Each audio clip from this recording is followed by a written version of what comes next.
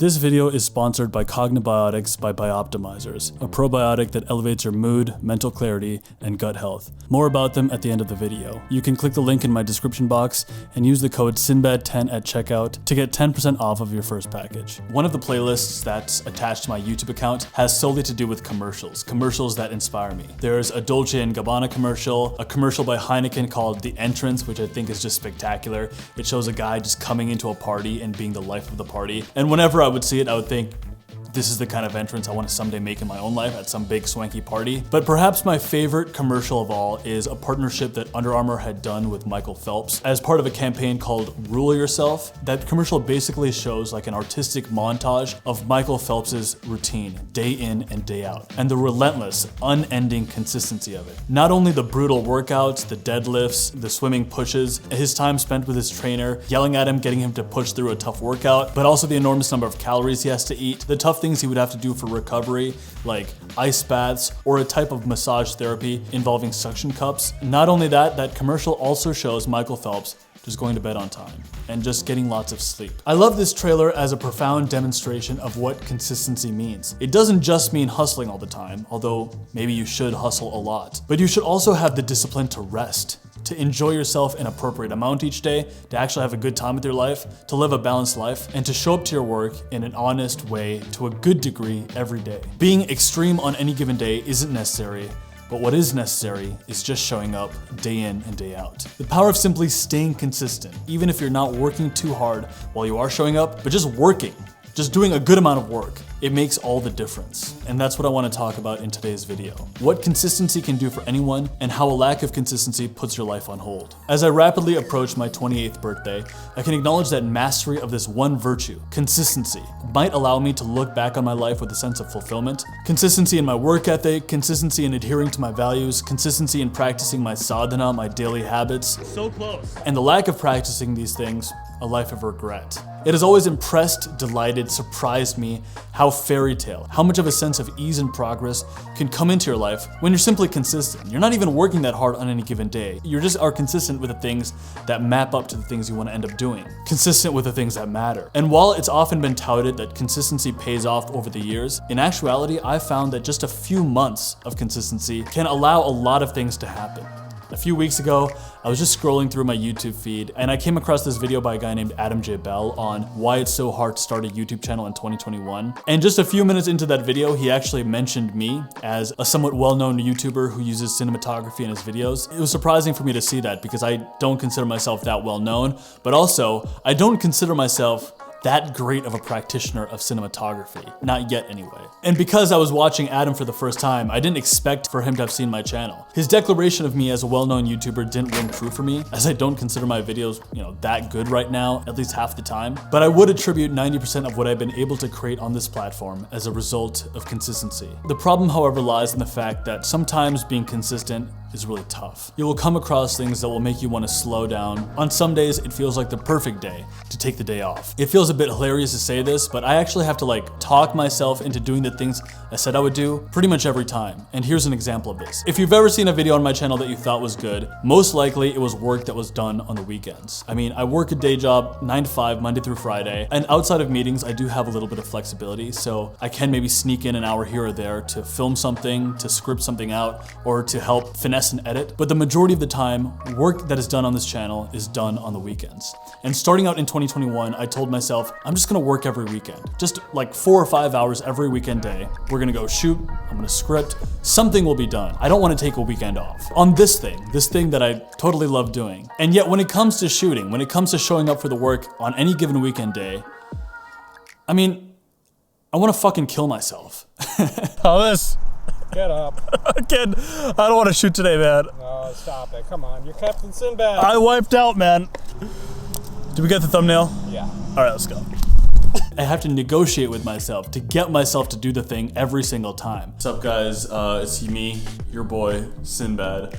About to take a little trip here to Dallas to film the rest of a Catch Me If You Can parody. We gotta get through today. We gotta get through this life. But I wake up on a Saturday and I tell myself, God damn it, dude. You need to rehearse your script, dumbass. Thomas is coming at 1. Do this. I have to like have these battles with myself every time to get the thing done. I can get the thing done, I can shoot all day, and then in the evenings, I'll go to my mom's house and eat her cooking as a way of celebrating. You know, I'm an only child. I'm a bit of a mama's boy. She needs me. Not on camera now. It was okay. We have too much affection. I need her. I'm Papa's boy too, but it's just our relationship. I mean, it's good. It's just a little more aggressive. Part of the reason why it's not always easy for me to do what I set out to do the work I set out to do, is because of just my own insecurities and wanting the thing to be good and the video never quite being good enough up to my own internal standards. But also, sometimes there are pressures outside of myself that might compel me to take a day off. For instance, these last 2 weeks in Minnesota, the average temperature was like -12 degrees Fahrenheit, going up to like -22 degrees on one day. And we still needed to get a couple pickup shots for the Spielberg Director Series video. If you don't know, we're trying to do one video maybe every other month that emulates the style of a particular movie director. And the video that just came out earlier this week represents the 6th one of that series. But because it was so cold, I had to really fight with myself to go out there and get the shots. Or on another day, I woke up on a Monday morning to immediately find out that my clients at work were just in full-on like fire alarm mode, because turns out all of their data on Salesforce Marketing Cloud got deleted. And it was up to me and my colleague who are working with this client to get everything fixed, which means resyncing a bunch of records, making sure everything that was broken, like automations, queries, these emails that were supposed to be sent out on a weekly basis, none of that was broken once we resynced everything. It basically meant I had to work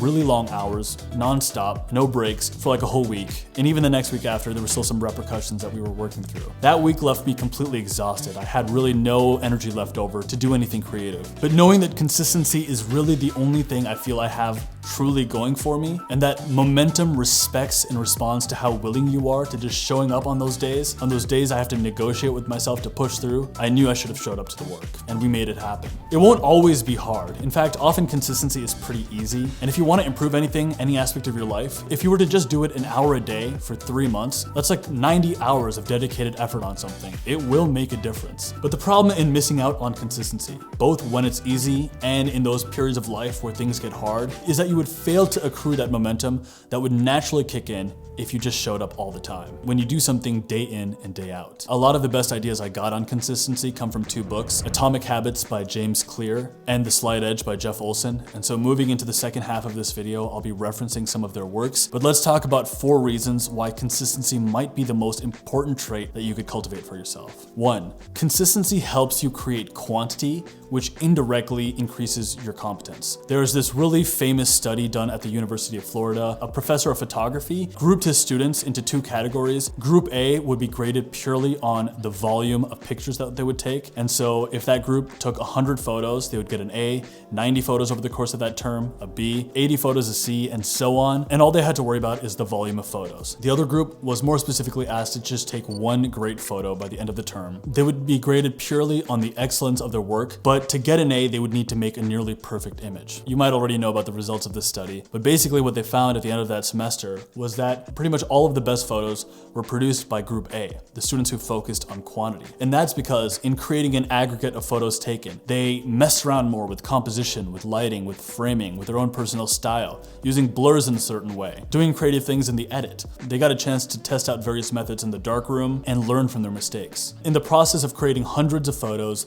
they honed their skills. And because they didn't put the pressure on themselves of being perfect right off the bat, just theorizing about perfection, they started to take fantastic photos. Meanwhile, the quality group sat around speculating about perfection, and in the end, they had little to show for their efforts, except for maybe a couple of mediocre photos. Number 2, consistency forces you to do things more than you plan things. And James Clear brings this up in the idea of motion versus action. And a lot of times taking steps that are motion driven, like planning, like if you want to go to the gym, then figuring out the perfect schedule, the perfect routine for you. It feels kind of like mentally stimulating in a weird way to just make a plan, like a really exciting, perfected plan, and do all the research for it. But as a result, we're so focused on figuring out the best approach that we never get around to taking action. Action, on the other hand, is a type of behavior that can actually yield an outcome. So if I brainstorm 20 ideas for YouTube videos I could make, that's motion.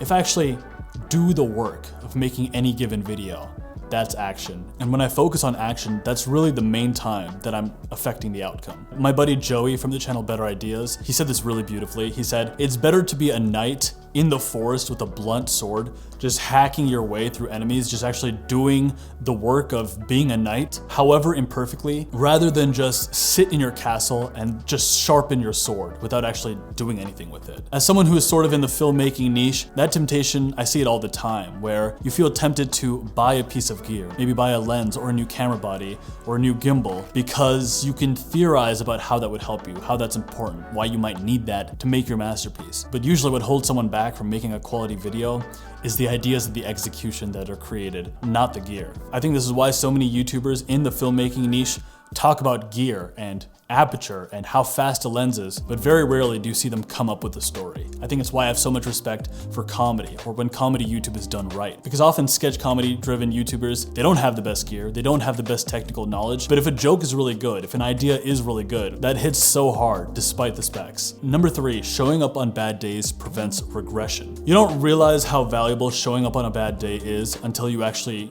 finish the thing that you were supposed to do on a bad day. If you had insomnia one night and you were sleepless, but you still somehow got to the gym, and in the gym that day you had a really mediocre workout. I mean, you were just sluggish, you were tired, it wasn't up to your standard intensity. You can still know that you didn't put up a 0 that day. Something happened, and that prevents regression. James Clear puts it in this way where he says, going from $100 to $150, that's a 50% improvement. But going from 150 back down to 100 is just a 33% regression. So in some ways it can be said that the regression is easier than making gains. And preventing that loss of 33% in many ways is just as valuable as making a 50% gain. Because when you showed up, you didn't go backwards. Even if it wasn't a great workout, you didn't regress. As Charlie Munger, the business partner of Warren Buffett, says, the first rule of compounding is that you should never interrupt it unnecessarily. And the final idea in why consistency is so important is that it helps cement your identity with the work you're doing. Like, when I first got into cameras and attempting to make more cinematography-driven videos, I felt like a complete phony. And I don't know when that sort of shifted, but now I feel much more comfortable identifying myself or relating myself to a person who knows about cameras and lenses, because I can look back and say, wow, I've pretty much done it every day for the last 2 years. I've watched videos about it, I've experimented with it to the best of what I had access to on any given day. I tried to go to a cool spot or come up with a story. And so that has started cementing my identity in a new way. I feel much more comfortable saying today that I'm a video creator or a YouTuber or a filmmaker than I would have a year ago. Ma'am, this is about your son. Your son's a YouTuber. So what? YouTuber doesn't eat? And this is something I struggled with a lot when I first started pursuing acting, or really a number of other things, because I would be pursuing those things, but I wasn't actually working in them. Like, I wasn't putting hours in every day acting out scenes for the most part. I was just chasing this thing from afar. Even with consulting, if I decide to try and teach myself something new for work, even if I don't end up using that concept for like a whole year, just knowing that I worked on something related to my job, it makes me feel like a more competent consultant. It makes me feel like my identity matches that label. Honestly, I still struggle with my identity in the things I want to be good. I wish the things I made would be so much better. I can see a North Star of where I want my talent and skill to go, but even when I don't feel good enough, when someone else is doing it better than me, and I feel very far away from the results I would like to be bringing, I'm always glad that I showed up that one day. Not an extreme amount, just enough. Before closing out the video, a quick word from the sponsor of today's video, Cognibiotics. Cognibiotics is a prebiotic and probiotic supplement designed to elevate your mood and improve your cognitive function. It contains 9 powerful bacterial strains and 17 Chinese herbs. These strains are preserved to keep them alive by the time they enter your gut, and it's suitable for vegetarians, it's non-GMO, gluten-free, and dairy-free, and it doesn't contain any chemical fillers or artificial ingredients. My roommate in college actually got really passionate about studying about gut health. He actually ended up getting a PhD at Harvard in gastroenterology, basically learning everything he could about gut health. And the implications of your gut health are pretty profound. Serotonin, the happiness chemical, 90% of that is produced in your gut. So one of the reasons why a person might end up feeling off is a result of their gut health. It's considered like the second brain of your body. And when you start taking care of your gut, you can be amazed by how much better you feel. Cognibiotics is a breakthrough mood-enhancing formula made by Bioptimizers, which starts with a solid foundation of prebiotics and probiotics to support gut health health, and as a result, positive feelings in a safe and natural way. With your purchase, you'll also get a free book, The Biological Optimization Blueprint. To try them out, go to cognibiotics.com/CaptainSinbad and use the code SINBAD10 to receive 10% off of any order, and your money's backed by a 1-year guarantee if you're not satisfied with the product. Again, that's cognibiotics.com/CaptainSinbad with the code SINBAD10. It's sponsors like Cognibiotics that help us invest more in the channel and make videos with higher scope, including an upcoming video in which Thomas and I will be using anamorphic lenses for the first time to do this really cool nighttime video shoot on a video I'm titling I Lived Like Christopher Nolan for 7 days. I'm really excited about this video. And videos with that kind of scope would not be possible without our sponsors. So thank you Cognibiotics for sponsoring this video, and thank you all for watching. If you're new to the channel, my name is Nikhil. This channel is a combination between comedy sketches and more genuine videos like this one with topics in mind for the creative entrepreneur. If that's something that appeals to you, then consider subscribing. You can also keep in touch with me and my videographer Thomas over Instagram. The links to them are in the description, alongside my weekly newsletter at CaptainSinbad.com/newsletter if you want to check that out. But with that being said, for those of us who are willing to push through and stay consistent as much as possible, to us I say, greatness is coming. Cheers.